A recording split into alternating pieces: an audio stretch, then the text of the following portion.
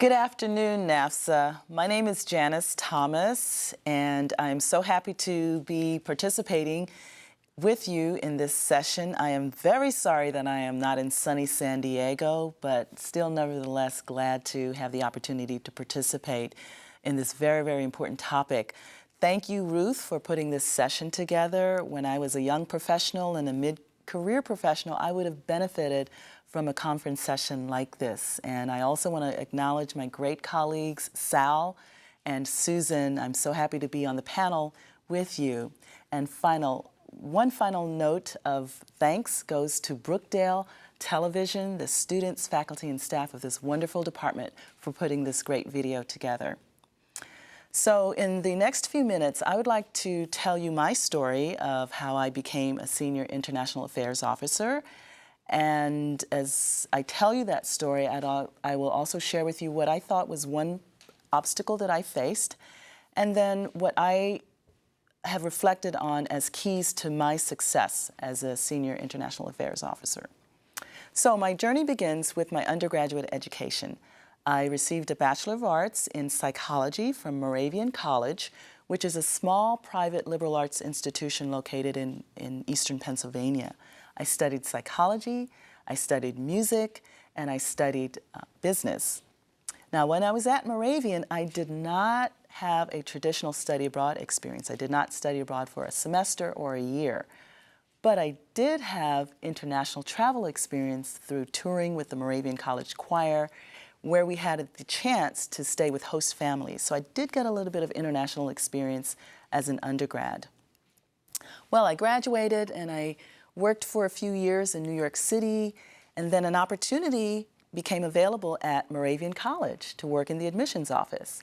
So I applied for the job, and I was lucky enough to get the job. And a couple of weeks into the position, my supervisor sat me down and said, "Hey, Janice, you're Jamaican. Why don't you deal with those international students? I don't want to have anything to do with those I-20 forms and all of those immigration regulations. Someone got into trouble for messing up in the position before you, and I don't want to have anything to do with it. You're Jamaican, you deal with international students." So that's how I got into international education, quite by accident, which is not the reality for many, many young professionals now. So I did 3 years at Moravian College. I ended up as the assistant director for admissions in charge of international admissions. And in my third year, I knew that I needed to look for graduate programs. So I explored different types of graduate programs. And at that time, in the late 1980s, there were very, very few programs that focused on international education. So I chose a traditional master's program in student affairs. So I left Moravian, I went to Ohio State, got my master's degree in higher education and leadership and policy with a focus on student affairs.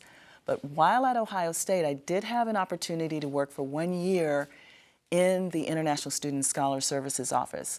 So I was able to blend all the theory that I was learning in my classes, build on the experience that I had developed at Moravian College, and gain even more experience with that year as a graduate assistant in the international office.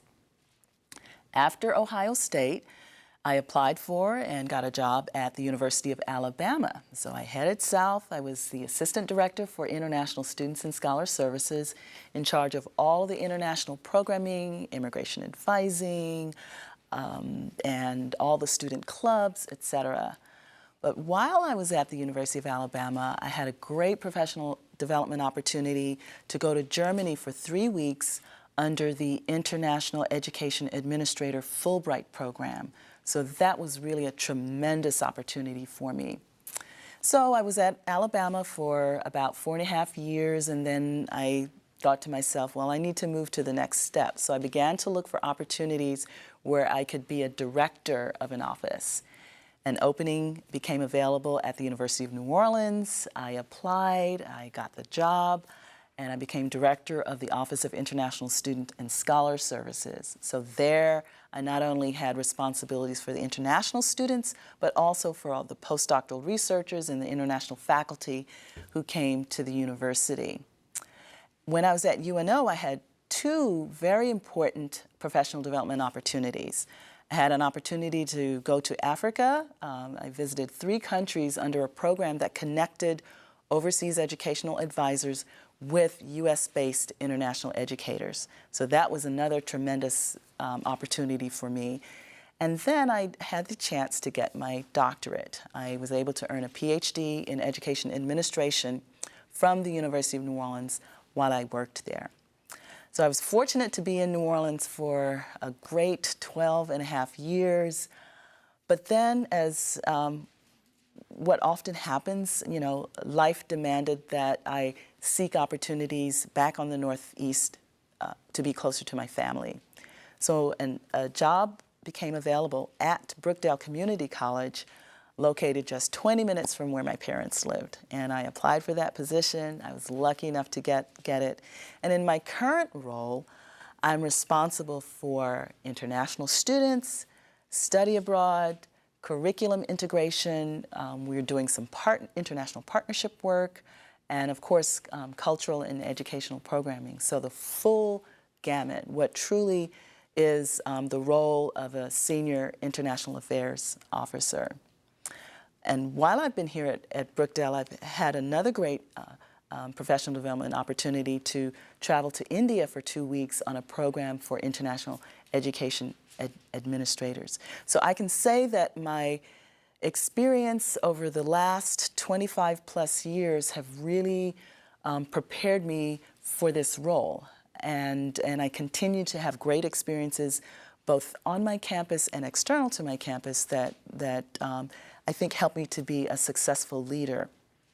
The one challenge that I have encountered is based on the fact that I do not speak a second language. And so that has limited my job opportunities. And I've perceived that it has made me sometimes less credible when I work in a profession that promotes international student and faculty mobility. But on the positive side, I think there are 3 keys to why I have been successful. One is that I have had great mentors. When I was at the The Ohio State University, my mentor was John Greisberger, and he still is my mentor. When I was at the University of Alabama, I worked for Greg Leonard, you know, another well-known individual in the field of international education. So having a mentor is really, really important, and if you don't have a mentor, find one. Second to my success has been my involvement in NAFSA and in other international education organizations. So not just going to the workshops and attending the conference, but being engaged in the organization, taking on leadership roles at the local, state, or regional or national level, so that I was able to build additional leadership skills and, importantly, to network and to expand my network of colleagues both here in the U.S. and abroad. And thirdly, I was very strategic about my educational opportunities. I compared a wide variety of master's degree programs. When I was searching for a position to be a director, I specifically looked for institutions that offered a PhD or an EDD in education administration, because I knew that I needed to have a terminal degree if I wanted a position as a director of an international education office. So my advice to those of you who are young professionals and mid-career professionals is to identify a mentor and make sure that you have a good mentor. Take advantage of every professional development and training opportunity that you can, and look for the free ones like I did that get you out of the country.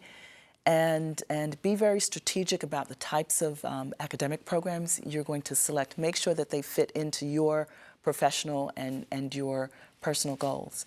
And finally, don't be afraid of failure. In fact, you need to embrace failure, because it's through those failures that you are able to learn and grow and expand even further your skills and abilities. So I hope that my journey and hearing my journey has been helpful to you. If anyone is interested in talking to me, please send me an email. Ruth will have my email address as part of her PowerPoint presentation. And I look forward to being your mentor and answering any questions that you may have about my journey or helping you in any way. Thank you.